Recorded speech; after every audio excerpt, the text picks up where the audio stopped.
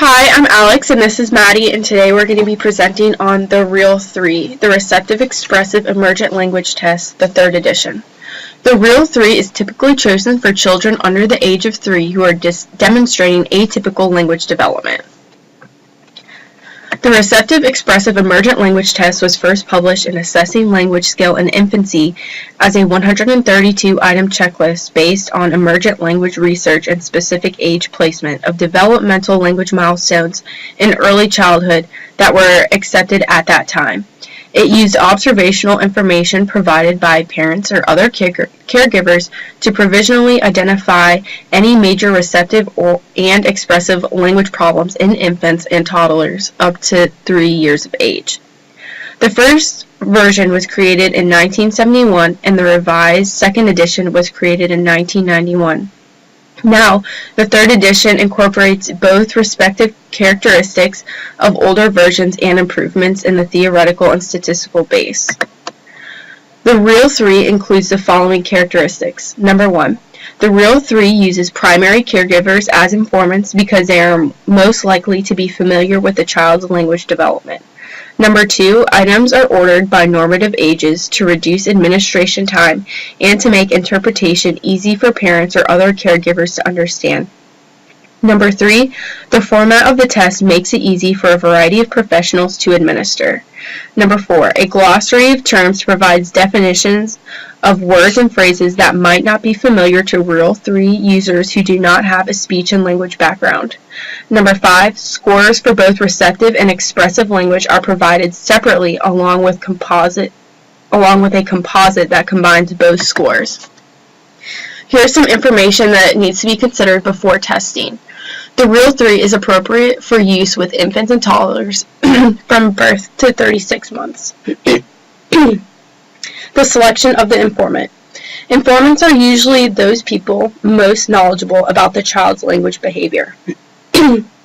Informants may include parents, guardians, or child care providers.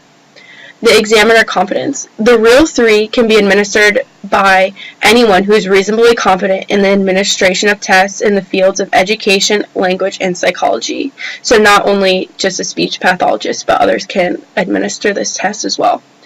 The testing time. No time limits are imposed on this test, but the test time required to give both subtests varies from 20 to 30 minutes.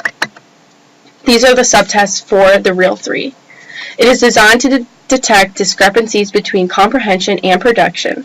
The first subtest is receptive language. It measures a child's response to sounds and language, and it is 66 yes and no questions.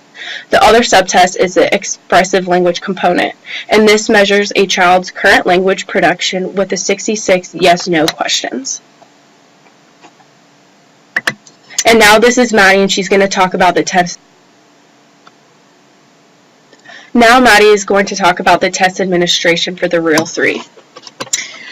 As Alex mentioned before, there are no time limits. However, the test usually only takes about 20 to 30 minutes or about 10 to 15 minutes per subtest.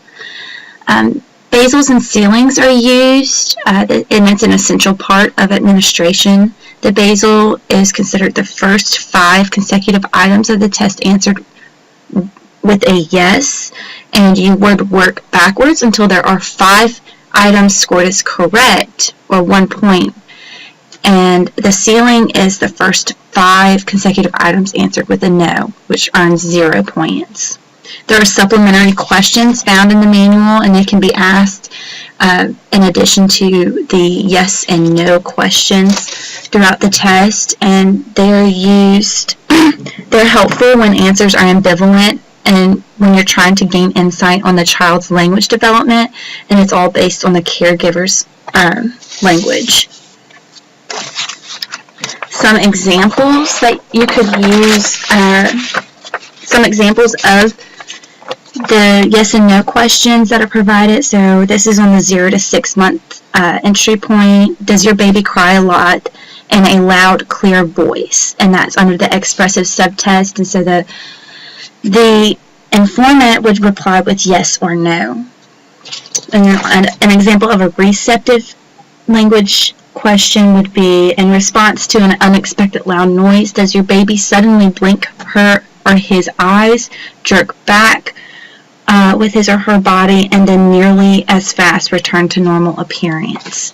Which that can be extremely wordy for a parent or caregiver to understand, and that's why the manual provides the supplementary questions to help expand on the yes and no questions provided and put it into terms for the informant to understand.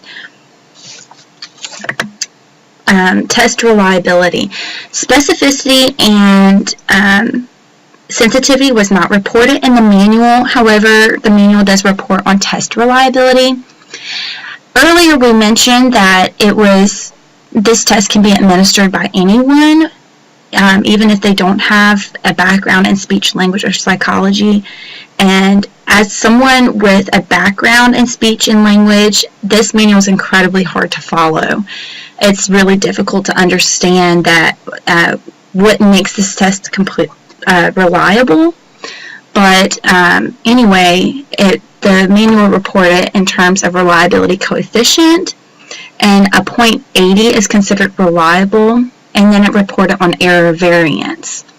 So they used content sampling, time sampling, and score rater difference.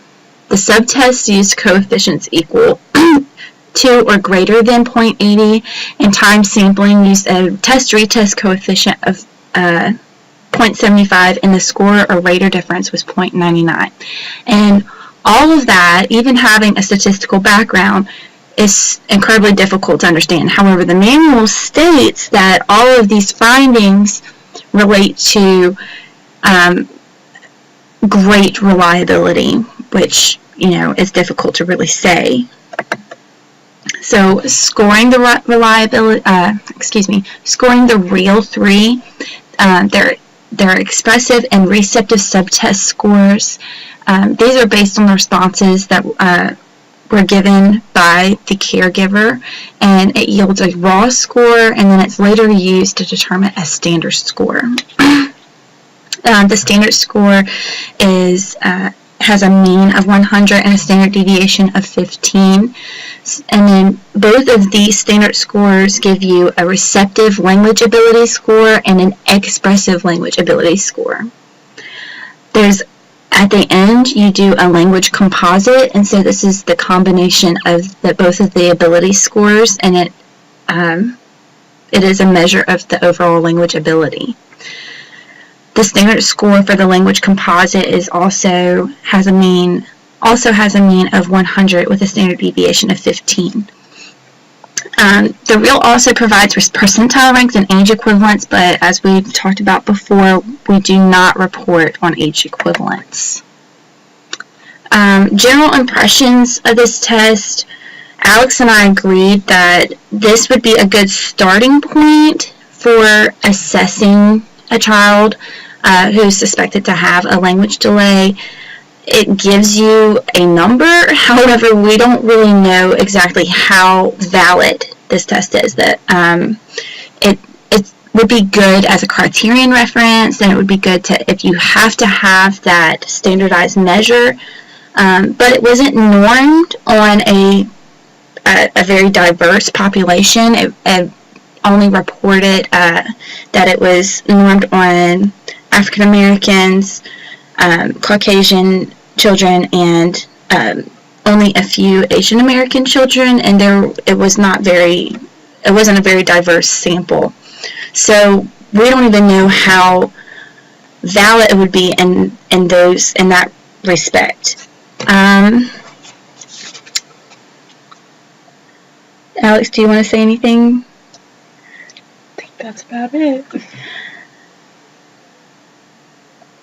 Well, this test would be really good to use in conjunction with informal assessment, and that's what we've learned before in evaluation of young children, that it's important to just err on the side of caution with any standardized measures for children under the age of 3. And I think that pretty much wraps it up.